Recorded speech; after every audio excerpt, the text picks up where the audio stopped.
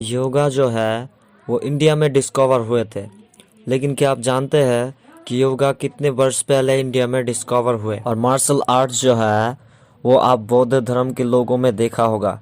लेकिन क्या आप जानते हैं मार्शल आर्ट्स किस देश में डिस्कवर हुए? और एक ऐसा मंदिर जहां करीब $6 मिलियन यानी कि 42 करोड़ रुपए एक दिन में जमा किए जाते हैं। अगर इन सब सवालों के जवाब आप नहीं जानते हैं तो बने रहिए वीडियो के एंड तक। Fact number 15। इंडिया का जो नेशनल एंथम राष्ट्रीय संगीत है इसको रविंद्रनाथ टैगोर ने लिखा था। लेकिन क्या आपको पता है बांग्लादेश की जो नेशनल एंथम है उसको भी रविंद्रनाथ टैगोर ने लिखा था 1905। Fact number 14। हमारे इंडिया का जो पहला प्रेसिडेंट बना था डॉक्टर राजेंद्र प्रसाद, उन्होंने जब पहला प्रेसिडेंट बना तो उन्होंने अपना सैलरी का सिर्फ 50% लेता था। और हद तो उन्होंने तब कर दिया जब 12 साल कंप्लीट किए अपने राष्ट्रपति पद के लिए, तब उन्होंने 50% से 25% पर आ गए थे। जबकि उस टाइम के जो सैलरी थे उनके वो करीब थे 10,000 इंडियन रुपीस। और आज के जो प्रेसिडेंट है यानी इस टाइम के रामनाथ कोविंद, उनके सैलरी आप देखिए यहाँ पर लिस्ट। Fact number 13। भारत के मिसाइल मैन कहे जाने वाले doctor APJ Abdul Kalam sir जब स्विट्जरलैंड होकर वापस आए 26 मई 2006 को, उस दिन के बाद से 26 मई इस दिन को स्विट्जरलैंड में साइंस डे के हिसाब से माना जाता है। Fact number 12। क्या आपको पता है कि इंडिया में ही सबसे ज़्यादा पोस्ट ऑफिस है?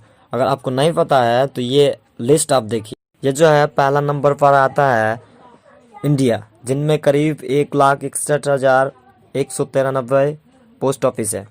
उनके बाद आता है कुछ ऐसे करके China, Indonesia, Russia, America, Germany, France, Japan, Canada. उनके बाद लास्ट में जो आता है वो है ईरान, जिनमें करीब 16,551 पोस्ट ऑफिस है। Fact number 11। कुंभ मेला। कुंभ मेला जो है इस मेले के बारे में हम सबको पता है। लेकिन क्या आप सबको पता है 2011 में जो कुंभ मेले हुए थे, इस साल के मेले में इतना क्राउड हुए थे, इतना भीड़ हुए थे कि ये दृश्य स्पेस से दिखाई दे रहा था। अगर आपको विश्वास नहीं हो रहा है तो ये आप इसका इमेज देख सकते हैं। इस मेले में करीब 75 मिलियन यानी कि 7.5 करोड़ लोगों ने हिस्सा लिया था। Fact number 10।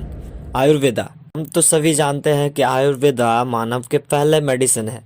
लेकिन क्या आप सब जानते हैं आयुर्वेदा जो है इसको किसने डिस्कवर किया था और कितने वर्ष पहले डिस्कवर किया था? आप अगर नहीं जानते हैं तो मैं आपको बता देता हूँ। इस आयुर्वेदा को करीब 2500 वर्ष पहले इंडियन मेडिसिनर चाणक्य ने आविष्कार किया था। Fact number 9। क्या आप सबको पता है 1896 से पहले भारत ही ऐसा एकमात्र देश थी पूरा विश्व में जिनमें हीरा यानी कि डायमंड एग्जिस्ट करता था। यानी कि 1896 से पहले दुनिया में कोई ऐसा देश नहीं था जिनमें हीरा पाया गया था। Fact number 8।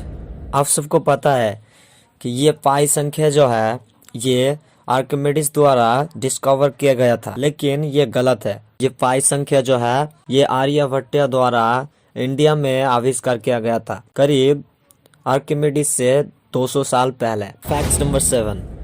इंडिया जो है वो 4 धर्मों को जन्म दिया है। इनमें आता है हिंदुइज्म, बुद्धिज्म, सिखिज्म, जैनिज्म, जो करीब पूरा वर्ल्ड के 25% आबादी होते हैं। Fact number 6। इंडिया ही एकमात्र ऐसा देश है जिनमें करीब 3 लाख से भी ज्यादा मॉस्क है, जो कि पूरा अरब वर्ल्ड में इतना मॉस्क नहीं एग्जिस्ट करता। Fact number 5।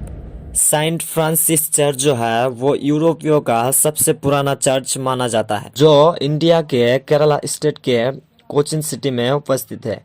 इस चर्च को करीब 1503 एडी से 1568 एडी तक बनाया गया था। Fact number 4। अगर मैं आपको कहूं कि इंडिया ही एकमात्र ऐसा देश है जिन्होंने आज तक करीब 3 लाख लोगों को इस देश में जगह दिया है रहने के लिए, जो कि वो सब लोग श्रीलंका, तिब्बत, भूटान, अफगानिस्तान और बांग्लादेश से आया हुआ शरणार्थी थे। Fact number 3। मार्शल आर्ट्स जो है ये आप बौद्ध धर्म के लोगों के अंदर देखा होगा, लेकिन ये सुनकर आपको अच्छा लगेगा कि मार्शल आर्ट्स जो है ये बौद्ध धर्मन व्यक्ति द्वारा इंडिया में आविष्कार हुआ था और ये बौद्ध धर्म के प्रचारक द्वारा पूरा एशिया में फैला था। Fact number 2। योगा जो है, योगा के बारे में आप सबको पता है, लेकिन क्या आपको पता है योगा जो है ये कितने सालों से इंडिया में है?